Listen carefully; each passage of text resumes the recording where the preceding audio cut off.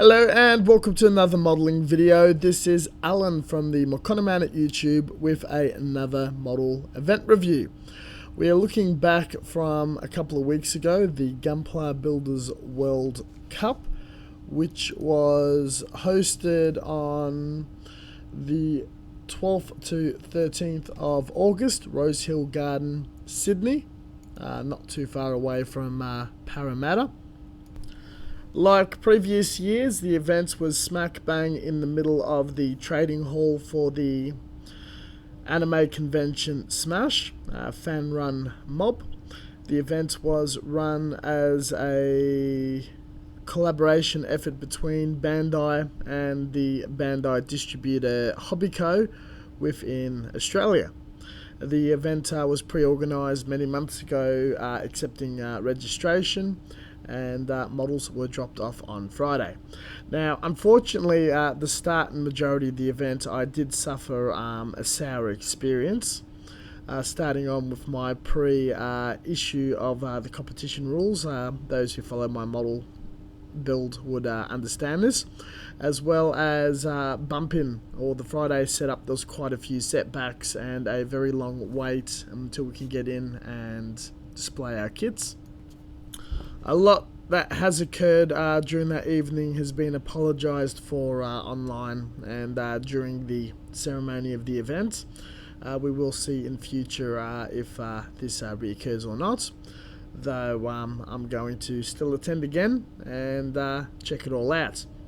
That aside, on the first day, Mr. Kawaguchi from Bandai judged the kits single-handedly, placed points for the top 20 in the Open B category, and awarded what I deem to see as a fairly fair placing of the top 3 models, as well as the other categories.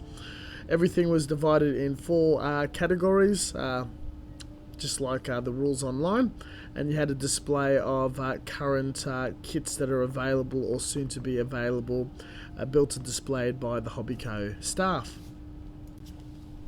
Within the booth area, there was a retail kiosk selling limited special event kits that are only available at the Gunpla Builders World Cup, a few nice bear guys and some other bits and bobs, as well as regular kits and a very cheap loot crate.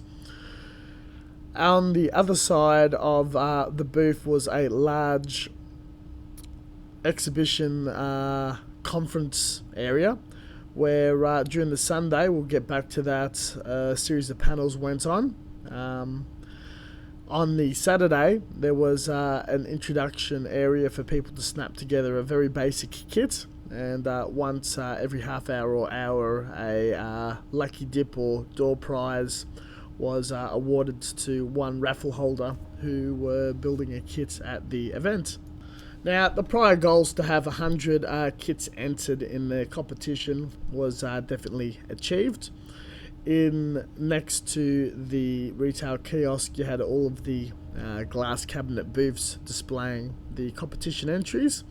There was up to and over 100 entries, though everything did seem quite cramped inside. I was very pleased to see the amount of entries, as well as the quality and how diverse the skills and styles of the models were, both in construction and paint. The top updated models were very, very close, and it was very, very hard to point out or choose a winning model to represent. This is a massive improvement from previous years, where you'd see an obvious gap between the first 1 or 2 models, the rest of the models, and then those who are beginning and just entering the league. So to have such a high amount of participants that all have an equal chance of navigating the rules and being able to place is very, very impressive, and leads to absolutely awesome competition and just great models and fodder to look at in those cabinets. You can easily spend quite an amount of time studying and having a look at each diorama, as well as taking photos of each project. Now, unfortunately, due to circumstances beyond my control, I left quite early on the Saturday, so was unable to witness, film, or experience the award ceremony and who placed or what occurred. The very next day, on the Sunday, I attended for the whole day, where a series of panels were presented. Some of them are on my channel. The rest is on Tristan's channel. I'll put a link down below. We had a series of a couple of modelers from Australia, Aaron and Joshua, showing us about panel scribing and scratch building. Very informative, learned quite a bit. And then we had Lincoln Wright, paint on plastics, who migrated from Japan and did an amazing sponsored tutorial on weathering and use of MIG production ammo pigments and paints. It was a pleasure to meet Lincoln, absolute great guy, and I can't wait to see what further projects and contributions he will bring to the Australian and general Gunpla modelling community. As well as Mr. Kawaguchi, as always, was in full participation and present at the event.